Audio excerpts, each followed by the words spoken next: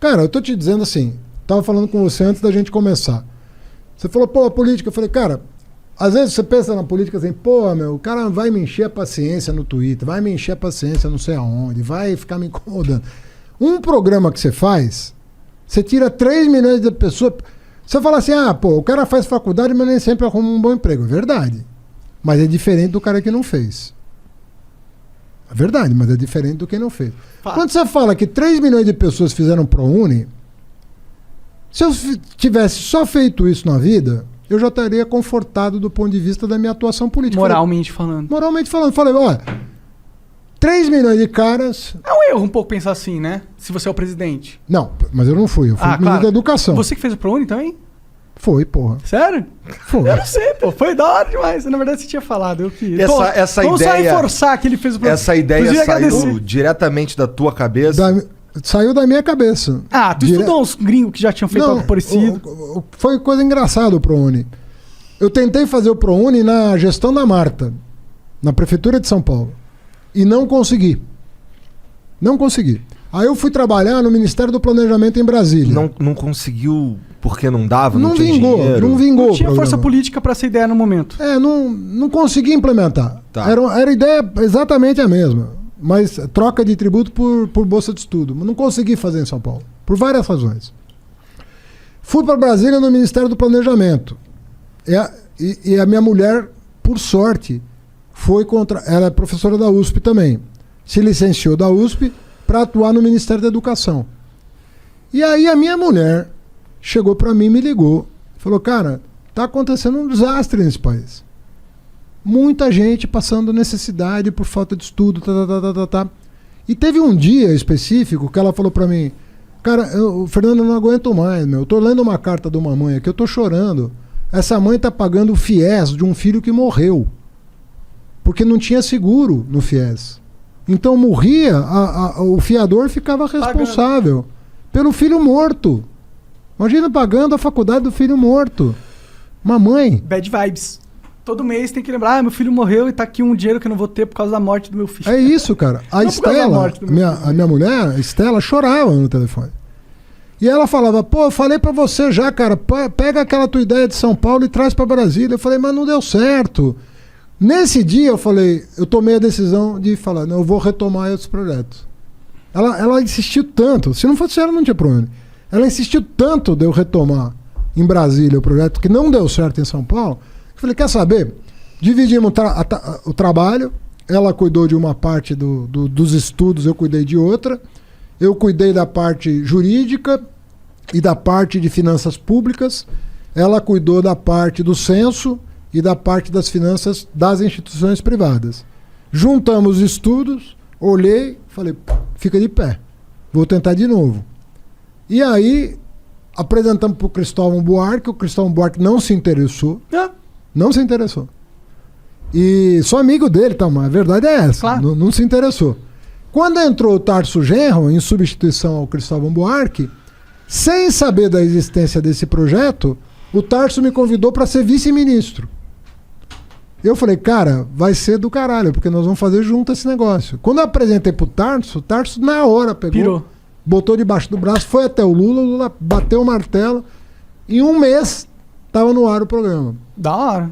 E aí, pô, você mudou a vida de 3 milhões de pessoas. Não, foi importante. A minha ex-namorada fez farmácia. Aí você fala, pô, não valeu a pena? De novo, você passa uma vida, né? Você tem uma vida lá, sei lá, 70, 80 anos de idade, 90 anos de idade, se você tiver muita sorte, mais que isso. Mas tudo bem, é sorte. Se passar dos 90 é sorte. Porra. Né? Pode ser considerado um azar também. Ou isso, né? Depende de como você chega, né?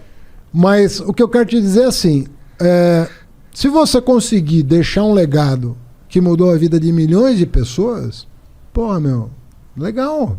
Num país que precisa tanto. Eu sinto que não dá pra, assim, eu não sou... Agora, esse é um programa que eu fiz. E os outros todos? Tá, mas vamos entrar numa crítica, então, nesse sentido da parada de fortalecer o ensino superior. O Brasil, ele tem um problema.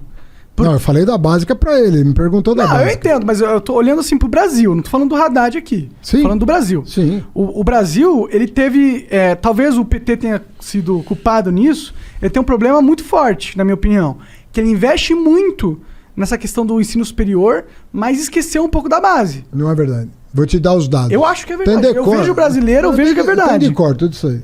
Eu modéstia à parte, estudo as coisas que eu faço. Mas dá pra ver a população aí, elas não são super inteligentes, assim, tipo, letradas, tiveram um fundamental forte. Dá pra ver que não teve, entendeu? Muita gente não teve, mas muita gente teve. E cada vez mais gente tem. Em Curitiba teve. Né? Em Curitiba tem umas faculdades, escolas públicas muito boas. Não, mas você vai achar hoje você vai achar um estado como o Maranhão hoje tem boas escolas. Um estado como Pernambuco hoje tem boas escolas. Ceará tem boas escolas. Públicas. Não tinha. Eu estou te dizendo, nós começamos tarde. O Brasil começou tarde em investir em educação. Você não vai mudar em 10 anos um retrocesso de 500. Eu estou dizendo para você que na abolição da escravidão a gente proibiu o voto do analfabeto para não deixar os pretos votar. E levamos 100 anos para mudar a lei. Não, eu entendo que a gente começa lá atrás. Então nós começamos muito tarde. Eu fico feliz com a tua indignação, sabe? Porque ela não existia 50 anos atrás, 30 anos atrás. Essa indignação que você corretamente... O que eu digo é que começou a mudar. Vai mudar ainda mais? Não sei. Se continuar esse tipo de coisa que está acontecendo em Brasília, não vai mudar. Nós vamos retroceder. Mas não houve uma super desvalorização do diploma? No sentido que... Porra, um monte de gente formada aí que não realmente sabe exercer. Mas se a economia bombar, isso tudo se arruma. Mas é ruim você formar as pessoas por estatística, não é? Tipo, você... Estatística? No sentido, você forma pessoas para elas cumprirem uma função na sociedade, certo? Ah, sim. Você está dizendo dar o diploma por dar. Claro, mas aconteceu muito isso no Brasil, não sei. Houve uma ultrapopularização do diploma. Acontece um pouco no mundo inteiro. Infelizmente tem muita mercantilização de diploma no mundo inteiro. Sobretudo onde é livre. Tem um monte de faculdade aí que dá diploma online, mas que você não aprende porra nenhuma, mas você ganha diploma. Cara, tem muita tapa na cara aqui, mano. Chega pra lá. Tem muita mercantilização de diploma mesmo. E você não acha que o governo incentivou Agora, se deixou de... Na minha época de ministro, eu vivia fechando faculdade. Porque tinha uma lei chamada Sinais que permitia ao ministro fechar um curso. Esse curso é uma porcaria, fecha. Eu cheguei numa portaria, numa canetada. Você botar na internet aí, você vai ver. Numa canetada, eu cheguei a fechar 22 ou 24 mil vagas de direito. Porra! Acha na internet. Numa canetada, pá, fecha. Isso acabou. Não tem mais. Você não ouve mais falar de um ministro com o peito de fazer um negócio desse. Não tem mais. Mas quando eu era ministro, tinha.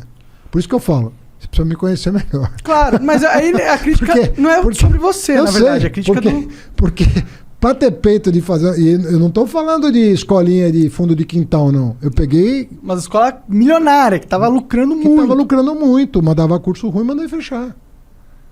Foi tu que... Não, acho que não. Mas eu fiz o ProUni na faculdade Universidade, lá no Rio. Lá no Rio. É. Eu briguei com esse cara. Hã? Eu briguei com esse cara. Fui pra cima dele. É? Porque tinha curso dele que não... Era junto com o Gama Filho, não era? Depois, né? Então, só que eu me formei... Olha só que escroto. Eu me formei, daí eu demorei um pouco pra pedir o diploma, porque eu já tava trabalhando. Quando eu me formei... Assim que eu me formei, eu já fui promovido. Eu era estagiário na cultura inglesa. E assim que eu pude me tornar professor, porque eu me formei, eu me tornei professor. Então eu trabalhava pra cacete e eu não fui lá buscar o diploma. E fechou, né? Até que eu fui. Aí eu fui um ano antes de fechar. Só que assim, no mês, isso parece até mentira. No mês que ia sair o meu diploma, fechou. E aí eu fiquei mais alguns anos, porque assim... fechou tanto a universidade quanto a Gama Filho e eu teria que esperar um lance que ia ser uma formação assistida, alguma coisa assim, e acabou que o meu diploma é da Estácio de Sá, que eu nunca entrei. Mas é porque ela deve ter... comprado... Não, acho que não, nesse caso acho que não foi compra não. Se eu consigo imaginar aí, é porque o MEC... foi o MEC que direcionou para lá. Para não prejudicar os alunos, o MEC tem um dispositivo legal, não fui eu que assinei, mas provavelmente foi isso. Ele falou, os alunos que têm histórico escolar e não tem mais a quem se dirigir, recorram a Estácio de Sá, que deve ter assumido o passivo acadêmico. Pra mim não foi problema nenhum. Foi só que foi uma dor de cabeça a mais, mas eu sei que também eu vacilei. Mas você tá com o diploma. Sim, tá lá, tá lá. Isso. Deu aula. Mas o MEC, Tá deve ter feito isso, entendeu? Pra você não se ficar prejudicado, designou uma instituição para atestar o teu histórico escolar. Não, o que eu ia te perguntar era o que você já respondeu, que era bateu de frente com um cara da universidade. Bati mesmo. Eu lembro que nessa época aí teve vários, cara. Eu briguei muito contra curso ruim. Muito.